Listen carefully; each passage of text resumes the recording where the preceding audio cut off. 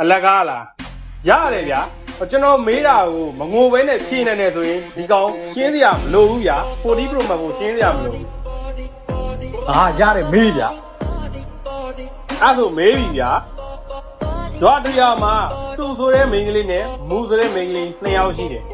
တနေ့မှာသူတို့2ယောက်ကမြို့ကိုခရီးသွားကြတယ်သူ့ရဲ့အိတ်ထဲမှာအချီလုံးနဲ့အတ်တွေပါတယ်မူရဲ့အိတ်ထဲမှာစာအုပ်တွေပါတယ်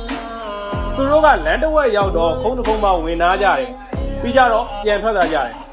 အဲ့ဒီခုံပေါ်မှာအချီနဲ့ထိုးထားတဲ့အယုတ်ကလေးတစ်ခုကျန်နေခဲ့တယ်အဲ့ဒီရုပ်လေးကဘသူထားသွားတာလဲသူထားပါလားပေါ့ဗျာ